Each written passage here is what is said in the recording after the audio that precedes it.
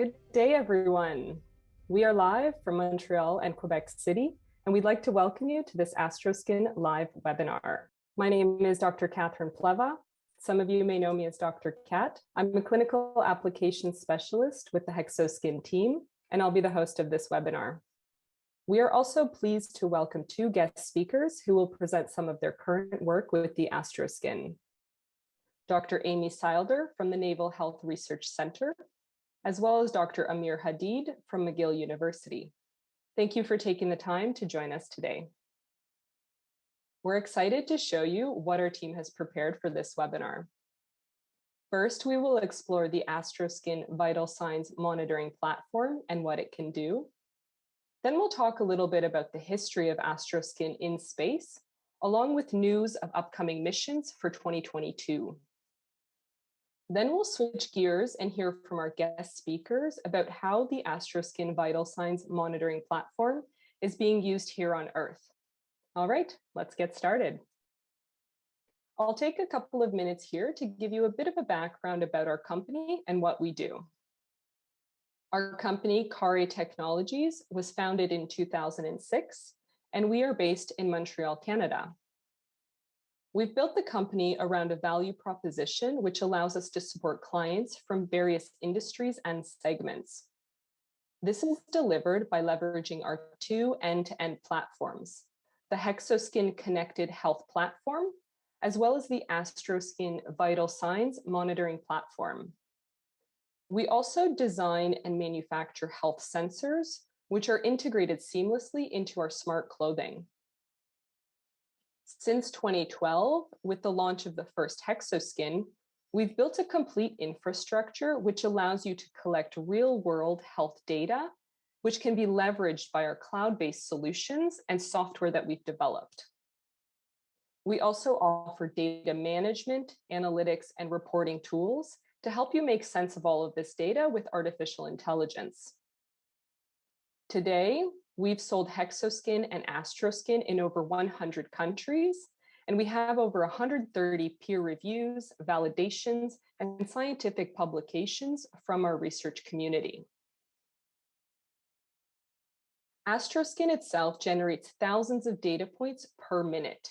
It is a very precise tool to monitor vital signs continuously. So let's review what the Astroskin can monitor. We start with the 3-lead ECG.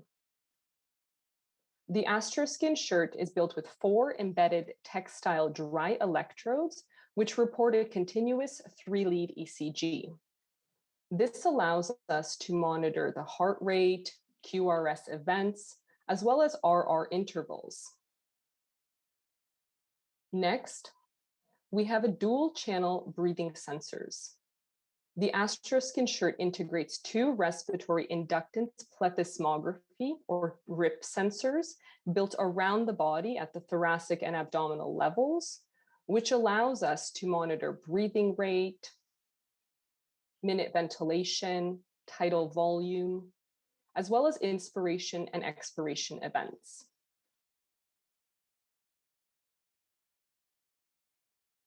We can also add to the system a pulse oximeter, which is placed in a headband that connects to the Astroskin shirt. It reports on oxygen saturation along with PPG and heart rate every second. In terms of blood pressure, we use the ECG and pulse oximeter sensors to calculate and report every second a continuous measure of systolic blood pressure. This is done using a technique called pulse transit time computation. We also have a 3-axis accelerometer embedded into the Astroskin recording device, which is located in the shirt at the side pocket. The accelerometer reports on actigraphy, step count, as well as cadence. And finally, we integrate a skin temperature sensor directly into the shirt. We wish to remain as possible a non-invasive system. And while it is possible to use thermometers or pills to get the core temperature, our clients really appreciate being able to monitor continuously skin temperature on a longitudinal basis. Astroskin allows you to manage the collected data and extract both raw and processed data. We also provide quality assessment channels for the cardiac and respiratory sensors to assess the signal quality. The signal quality is accessible for every record performed with our solutions. One of the main features of the Astroskin is that it is a lightweight and portable system. It allows 400 hours of raw data recording. The Astroskin can also record 48 hours of continuous data on a single charge, and you can use Bluetooth connectivity to visualize your data in real time. So we just presented a quick overview of the Astroskin and what it can do. When our clients purchase an Astroskin system, they get access to a complete end-to-end platform, which includes apps for iPhone, iPad, and Mac, with the Apple M1 for activity recordings and real-time data visualization. We provide software for data synchronization that's available both for Mac and Windows operating systems. We have a dashboard for data visualization and export, along with an open API and free hosting for those who are looking to develop their own applications. We also provide SDK and licensing options for developers and organizations that may have stringent security requirements. For more information, don't hesitate to contact our sales team at sales@hexoskin.com. Let's take a look at a bit of history and Astroskin's involvement in space exploration. We have sent 10 payloads to the International Space Station with Astroskin equipment. One new payload is expected to launch in a couple of weeks in April. Astroskin is currently being used by 5 participating countries collaborating in space research on board the ISS. And so far, we have 8 astronauts who have used the Astroskin. And as of today, 5 more public astronauts and 2 private astronauts are planned to go into space soon and wear the Astroskin for their research. This was all made possible thanks to the support of the Canadian Space Agency since the beginning of our collaboration in 2011, and successive contracts granted by the Canadian Space Agency to support the development of the biomonitor until its launch in space in 2018. Thanks to these contracts, our company is able to support the research projects using Astroskin on board the ISS for many years to come. We'd like to thank the Canadian Space Agency for their continuous support. So now let's take a look at more details of some of our upcoming missions. Canadian private astronaut Mark Pathy and his crew members have been busy training at the NASA Johnson Space Center ahead of their launch. AX-1 is the first mission involving an all-private crew of astronauts to reach the ISS. Their mission will last 10 days, with at least 8 of those days expected to be spent inside the ISS. Mark Pathy will wear the Astroskin while staying on board the ISS, and during this mission, he will conduct several experiments, including research on the effects of microgravity, chronic pain, and sleep disturbances. Mark will be joined on AX-1 by fellow crew members Eitan Steeb from Israel, Larry Connor, and Michael Lopez Alegria from the United States. We wish them the best of luck and much success on their upcoming launch. Next up, we also have an upcoming mission launch later this year with Virgin Galactic and Kelly Girardi. Kelly is an aerospace defense and technology professional and popular science communicator. She is a bioastronautics researcher with the International Institute of Astronautical Sciences, the IIAS, where she has flown multiple microgravity research campaigns, evaluating spacesuits and testing various technologies in zero gravity. In addition to her work in space, Kelly leads mission ops for Palantir Technologies, and she's the author of Not Necessarily Rocket Science and the best-selling children's book series, Luna Muna. In 2021, the IIAS announced a contract to fly Kelly to space as a payload specialist on a dedicated flight with Virgin Galactic, where she will test the Astroskin with a fluid experiment. Her spaceflight will mark the world's first industry-sponsored researcher to fly to space on a commercial spacecraft, and the first time Astroskin will be worn during launch, re-entry, and landing. So it's a novel data collection project with many benefits, not only for astronaut health monitoring, but also for the especially expansive envelope of non-government, off-the-street space travelers. The details of this mission are currently being worked out with Virgin Galactic, and we'll be able to provide you a better update in the next couple of months. Be sure to check out our Hexoskin news page for updates. We currently have 3 ongoing projects that are funded by the Canadian Space Agency that will include data collection with the Astroskin Biomonitor. First, we have the Vascular series, which groups 3 Canadian space experiments that study heart health in space: vascular, vascular echo, and vascular aging. To deepen our understanding of the effects of microgravity on the cardiovascular system, the vascular and vascular echo projects study blood system, use blood tests and ultrasound technology to examine astronauts' blood vessels. A longitudinal study, vascular aging, is also looking at other issues known to pose risks to astronauts' health, like radiation and insulin resistance, which is a precursor to type 2 diabetes. Data collection for vascular aging began in 2019 and should reach completion in 2024. Secondly, we have the CardioBreath project. This is a collaborative project with Simon Fraser University's Aerospace Physiology Lab, as well as researchers from the University of North Dakota. The team will collect data on astronaut study participants using the Astroskin to measure the impact of exercise on astronaut health before, during, and after they return from the ISS. Specifically, they will collect data on blood pressure, breathing, heart rate, and overall function of the heart muscle through ECG monitoring. The data collected will allow researchers to understand how the cardiovascular and the respiratory systems interact with the blood pressure control system. Data collection for this project is beginning on Earth this year. And finally, space health. For more than 20 years consecutively, there has been uninterrupted human presence on board the ISS. And last year in 2021, this orbiting living lab got an important new research boost from Canada's space science community, specifically from Ontario Tech University and computer science and health analytics expert, Dr. Carolyn McGregor. For more than 15 years, Dr. McGregor has been developing the Artemis platform for monitoring vital signs in extreme environments, which is a key component to the Space Health Project. For this project, the research team will use 48 hours of data collection segments recorded from the Astroskin to look at 2 consecutive 24-hour cycles.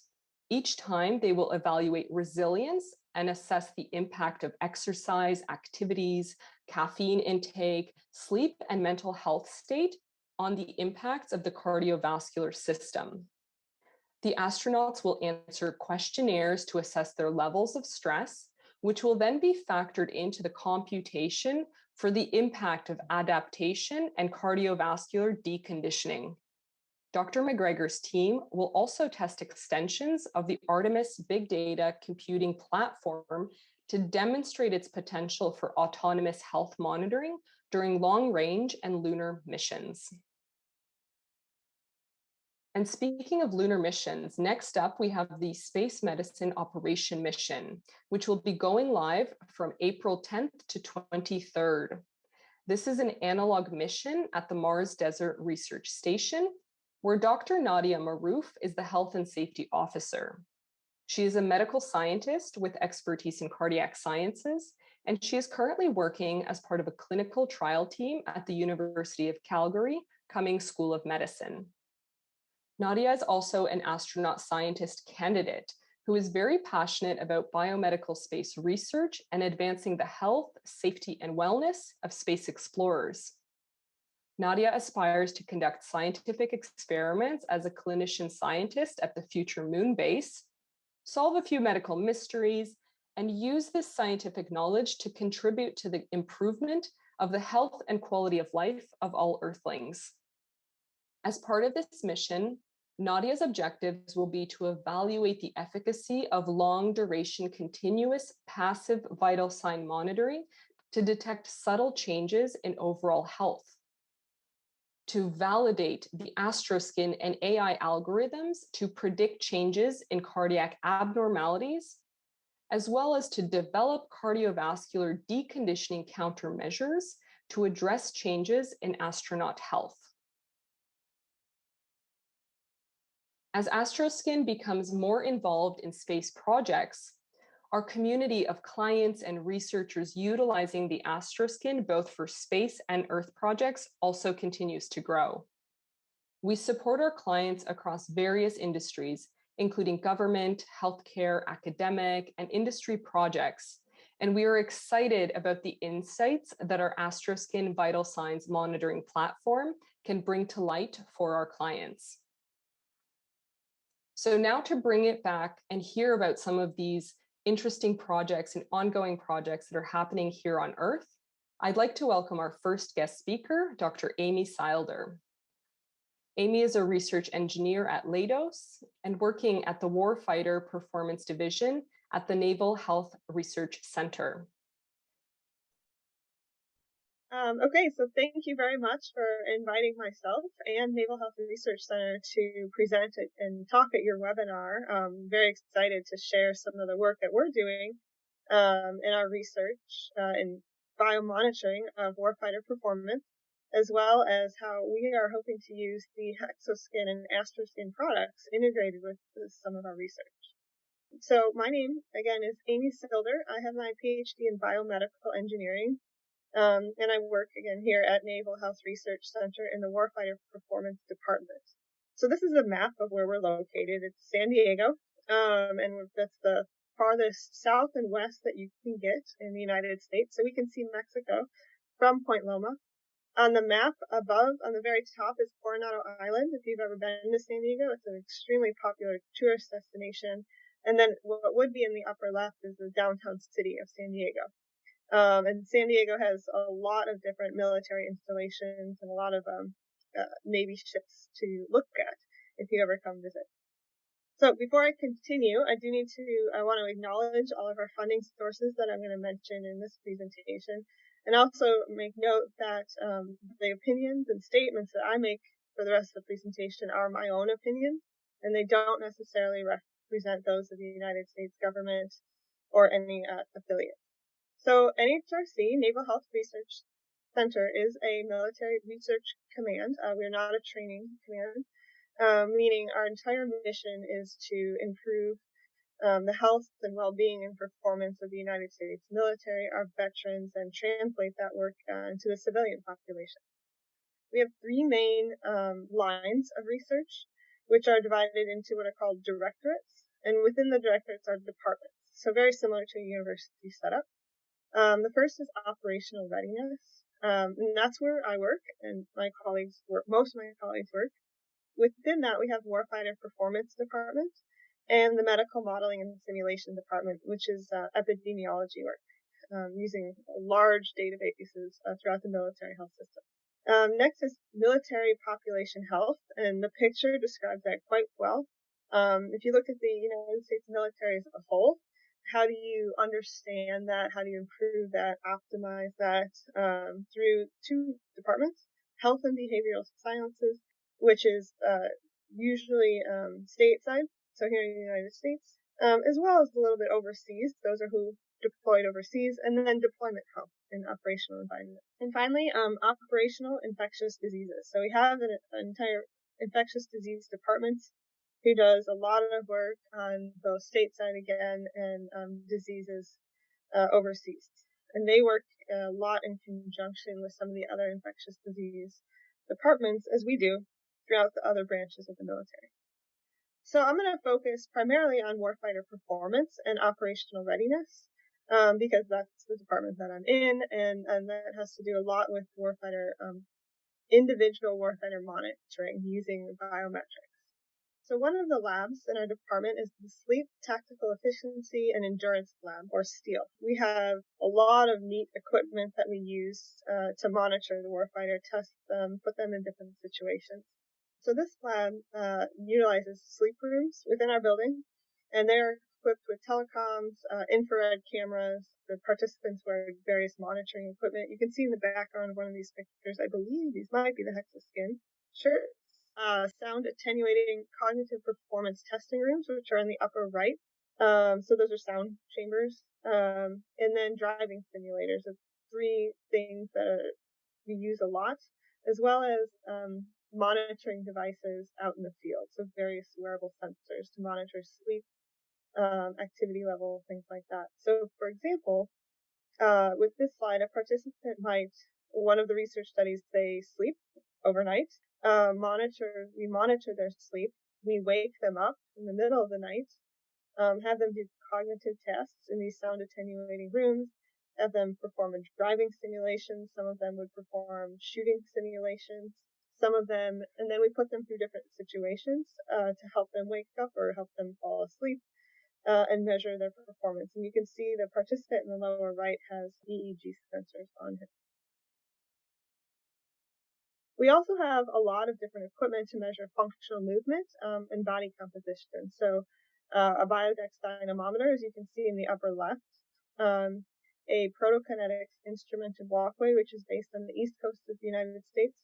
Instead of pressure insoles, which are very common, this is a mat that has pressure squares throughout the entire length of the mat, and we get spatiotemporal measurements from this as continuous walking.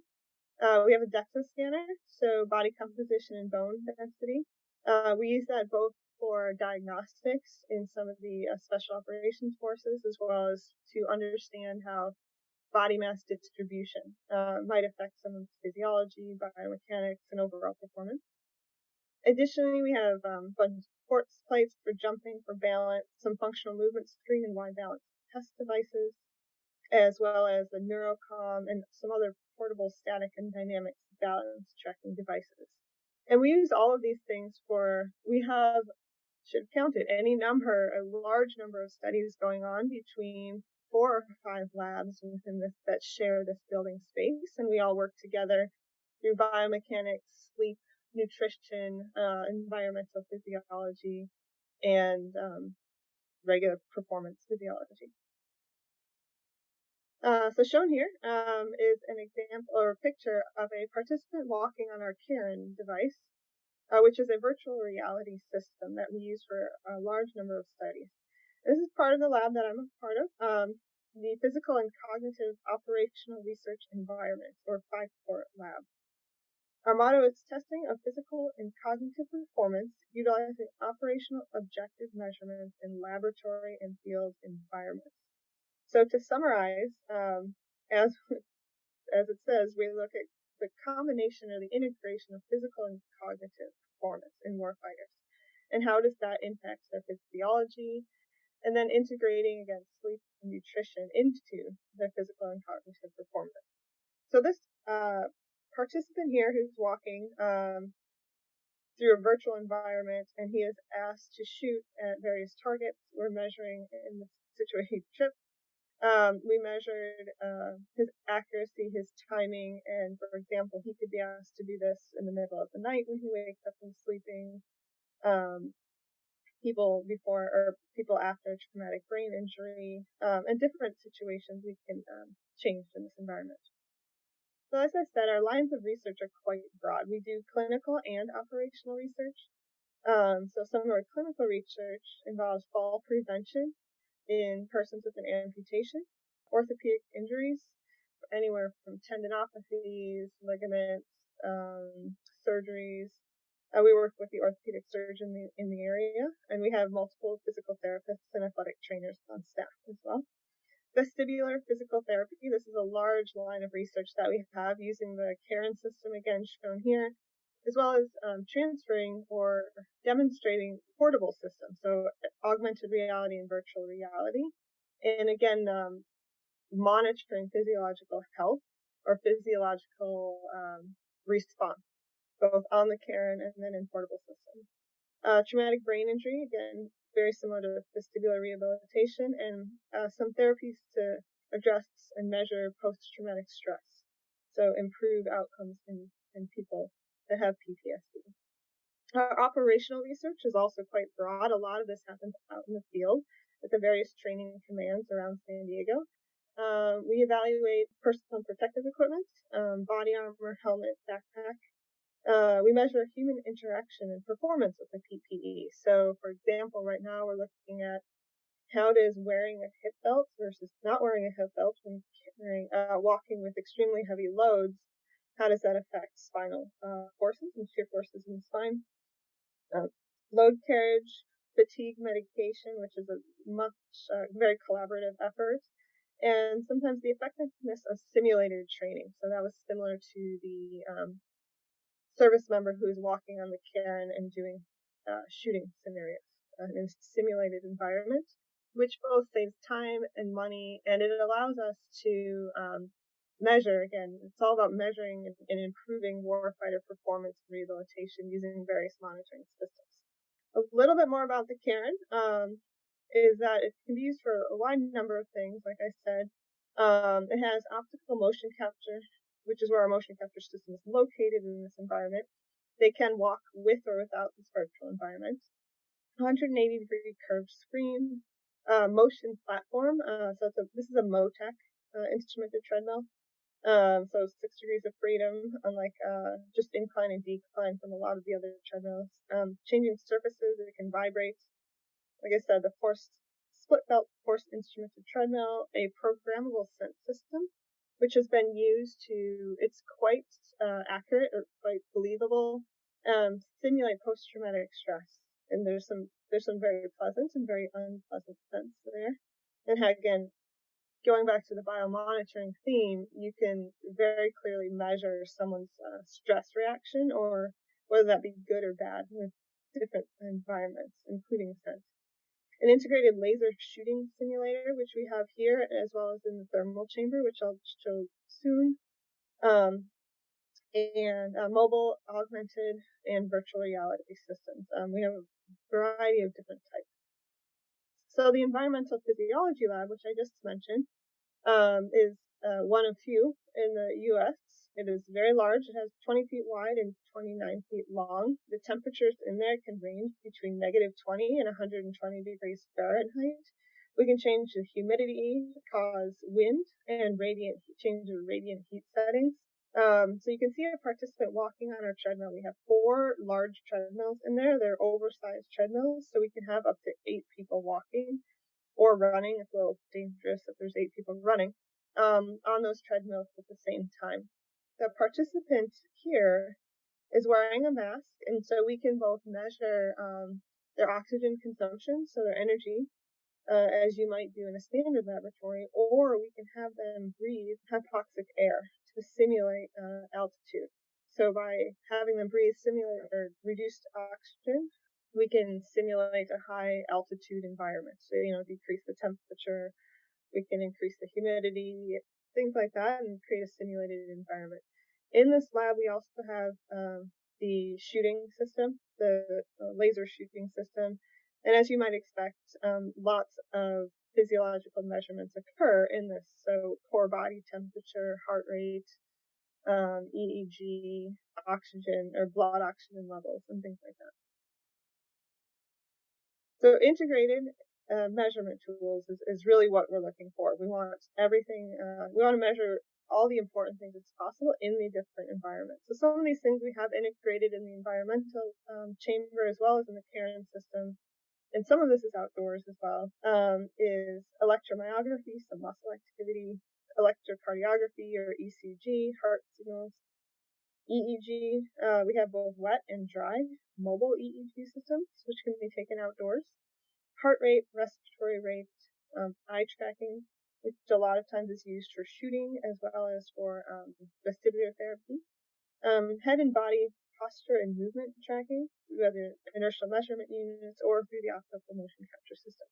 And so how does this, the Hexoskin webinar, what possible uses can we as the Phi-4 lab or Warfighter Performance use the Hexoskin product line for?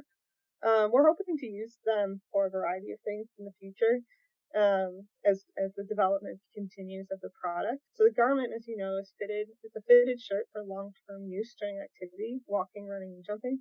So we're hoping to take advantage of that comparison to a heart rate monitor, which might be bulky, or the participant can go outside out of Bluetooth range, some of those applications. In particular, the Hexoskin Smart, we're trying at the moment to integrate it for real-time streaming of heart rate, breathing rate, accelerometer data of participants in the cairn. So as you can see a few examples down below, we'd like to know how their breathing rate, their heart rate changes in some of these different scenarios, and integrate that with custom VR programs and time syncing across multiple data sources.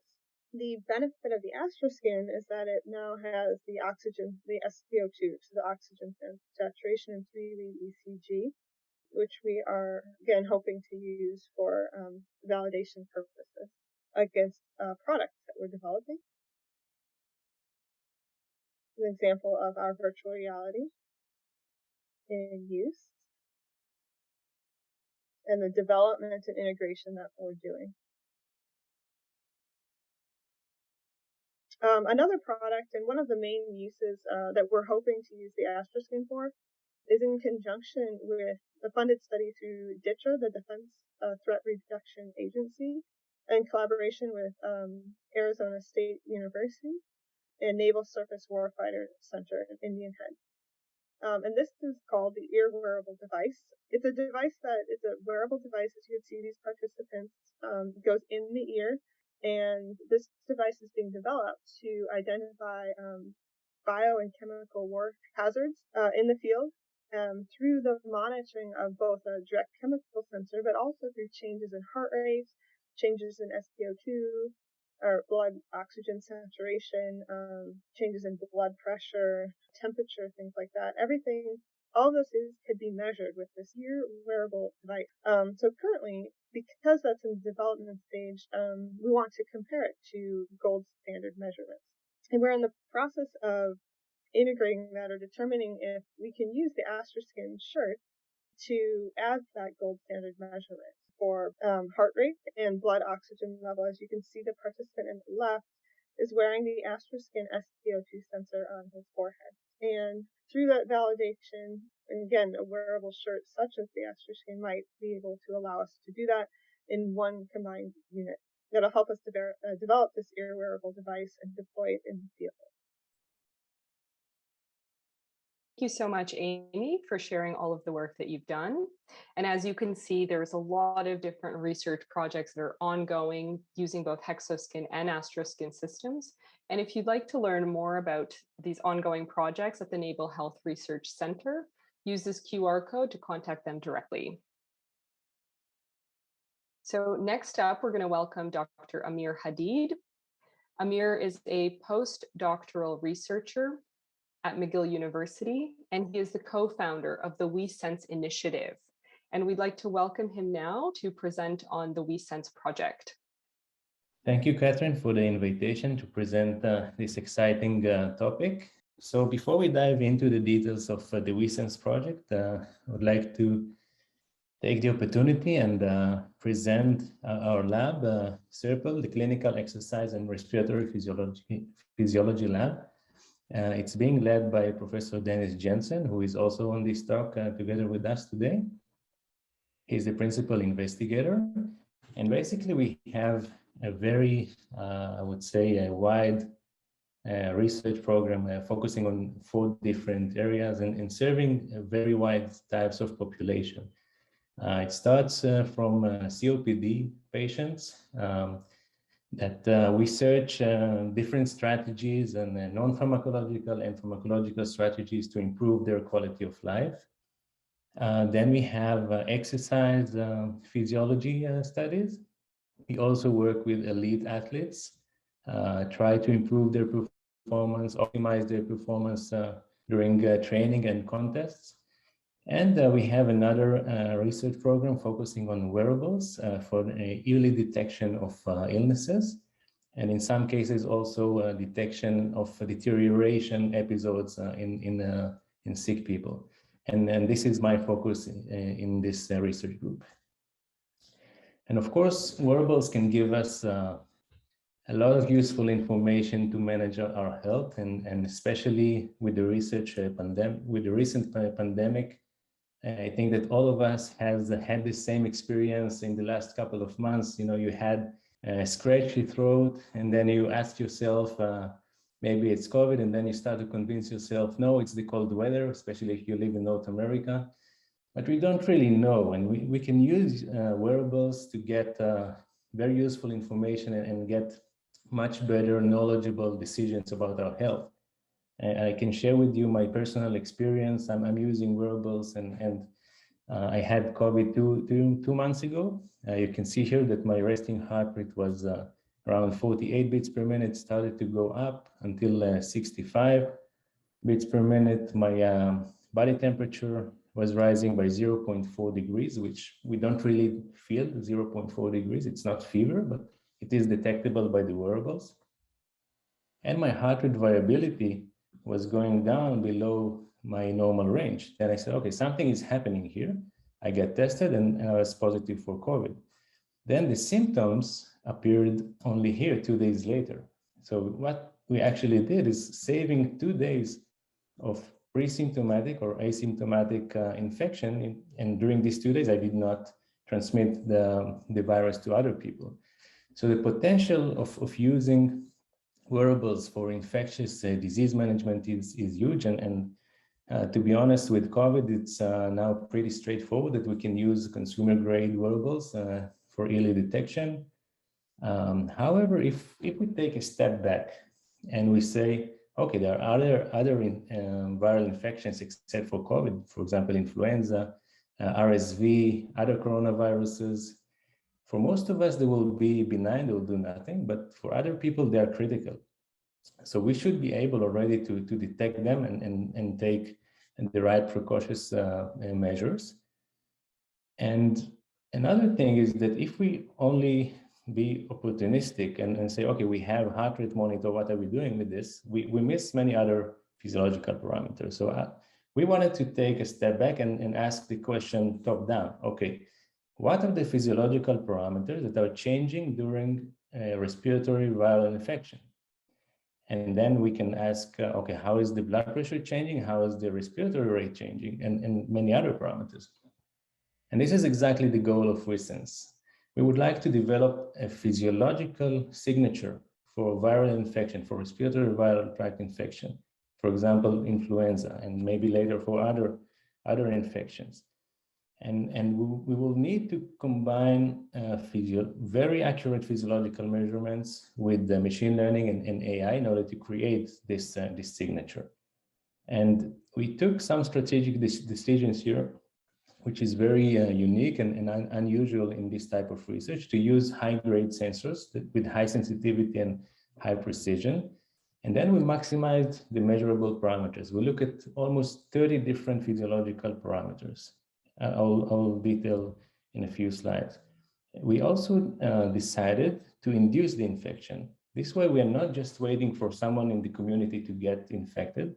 We control the date that he will be infected, and we know exactly if he's infected or not. And we also monitor his symptoms or lack of symptoms, because now we can monitor asymptomatic people as well. This is the main goal.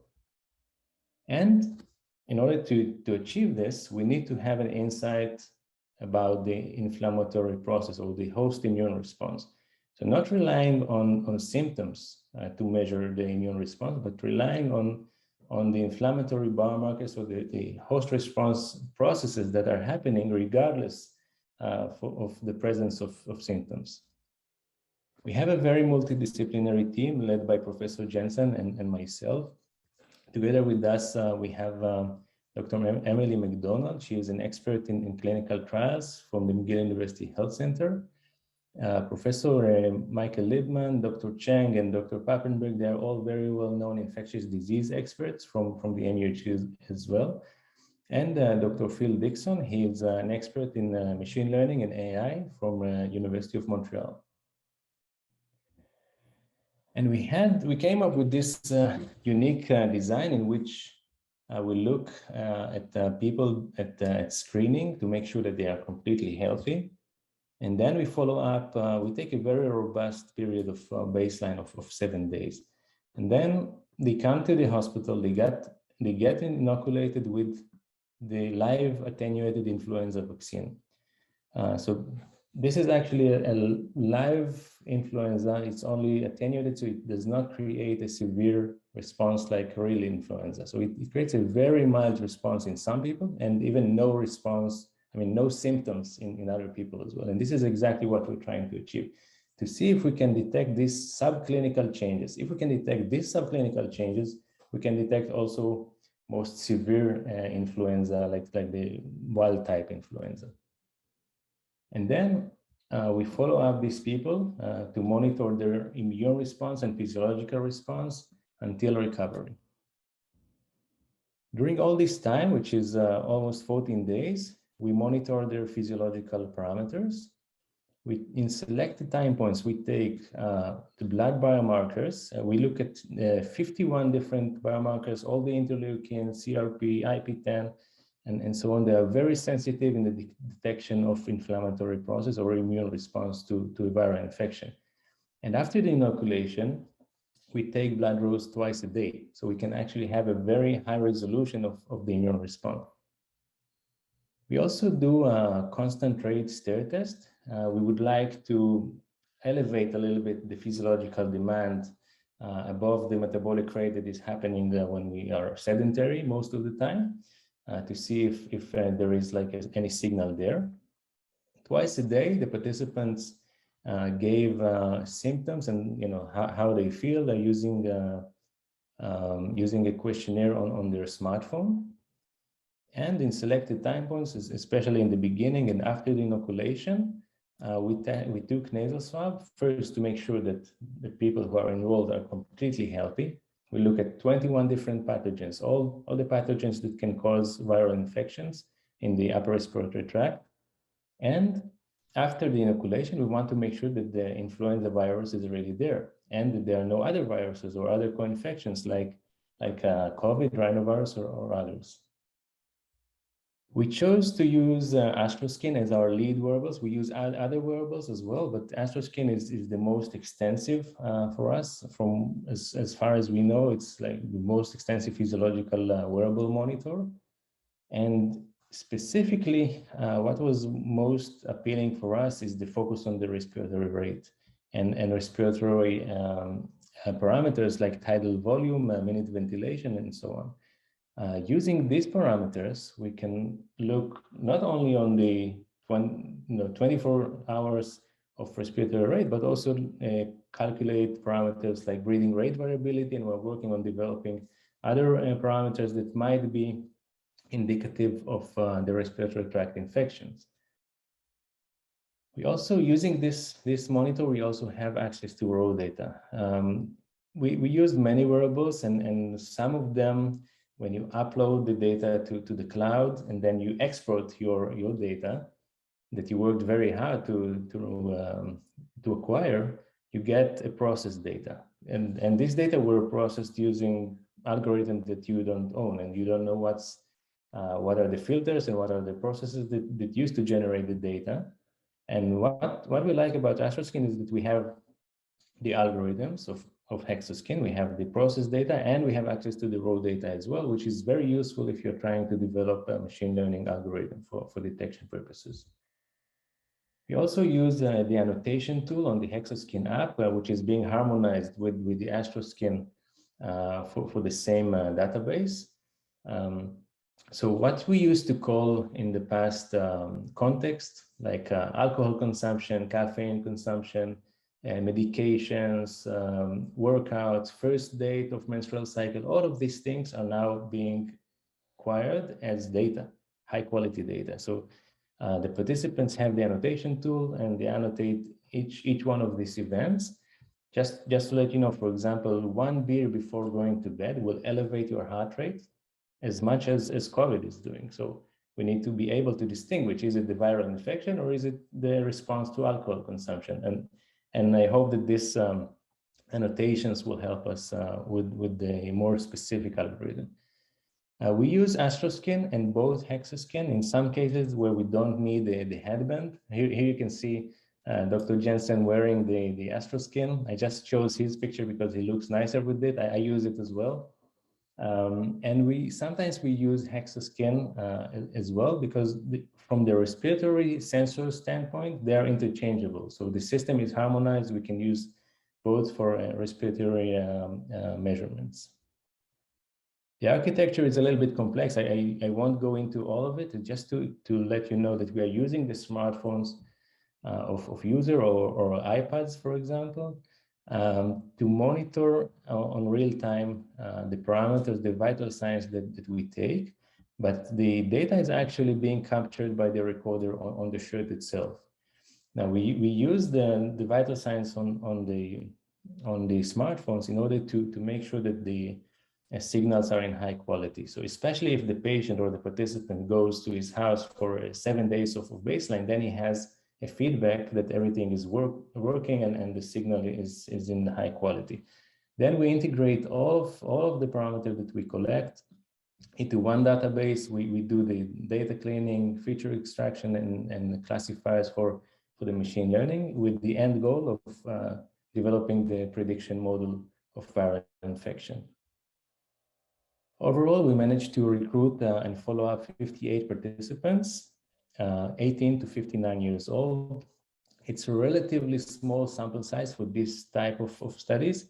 However, we compensated for this small sample size by getting a lot of information about each one of the participants. For example, we have in total 24,000 entries from the questionnaire, and we have 3 million data points from the physiological monitors each day for each participant. This is a huge amount of information.